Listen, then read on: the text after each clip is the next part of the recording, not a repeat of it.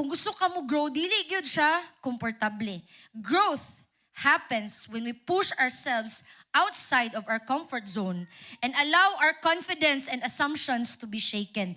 No usahay, kailangan na ay bungkagon nga mindset in order for us to grow to the next level. Kung unsa ang imong characteristic igsuon, dira ra gyud pod ang gigikanan sa imong the way you minister to others. Now, if our character is very bad, no? You cannot effectively draw people into Christ. Amen?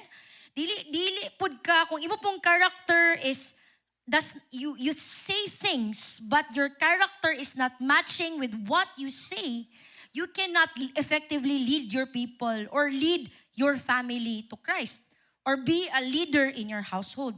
Kailangan igsuon kung unsa imong storya, dili ra siya lip service.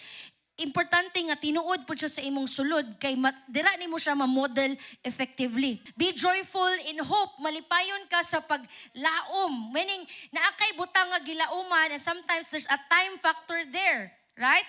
And a time factor means you have to wait before something would happen. Yeah, ang challenge diri kay be joyful in the waiting for that hope to come. Is that comfortable?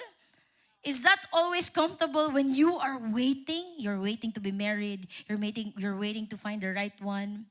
You're waiting to be promoted. You're waiting for a person to change. No? Lisod siya. That's uncomfortable. Patient in affliction.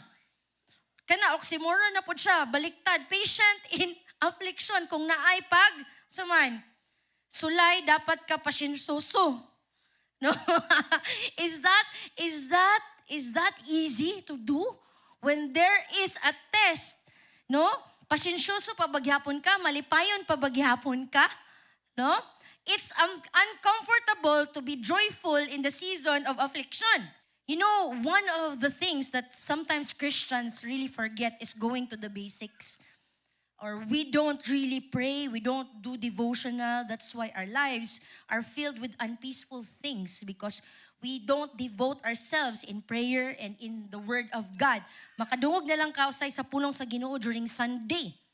Or magtuon na lang ka or magampo lang ka during Sunday or during snack. Lord, thank you for this food. Amen. You know what I mean. No? So even that, the discipline is uncomfortable, right? When you discipline yourselves to really devote yourself in and bury yourself in the presence of God, it requires a level of uncomfortability. So the church isn't here to cater to our comfort.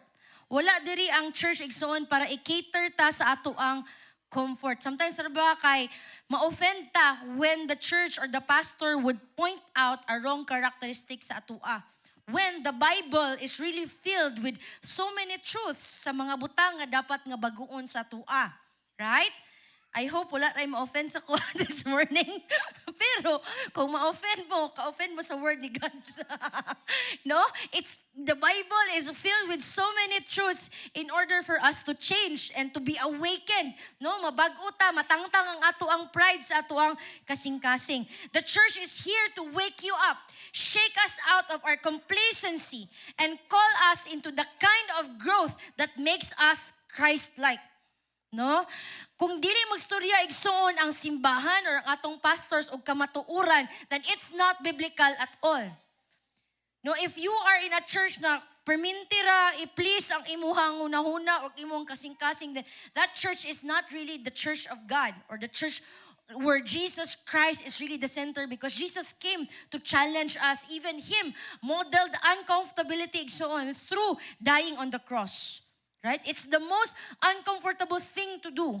And God, through Jesus, modeled that uncomfortability in order for us to die from all of the weaknesses that we have. There are practical things in the Bible that would teach us how to effectively communicate. I hope today we will learn how to navigate through hard conversations. Let your love be more powerful than your pride. No? Usahay, lisod na siya i-navigate labi na sa family relationships. No nga I was meditating on the Lord ba like Lord kanang kani man day no kana bitaw mga things nga dili nimo tarong dayon mag piled up na sa imong sulod. Sometimes no the mga correction ni God would come from people that are younger than us, no? Sometimes they point out our blind spots nga dili na dayta aware nga present sa atoa. Be joyful in hope, patient in affliction, faithful in prayer. Culture sometimes limit who can give feedback or tradition. Limitahan niya kung kinsa ray pwede makastudya sa imo sa mga butang nga blind ka, nga mo di imong character.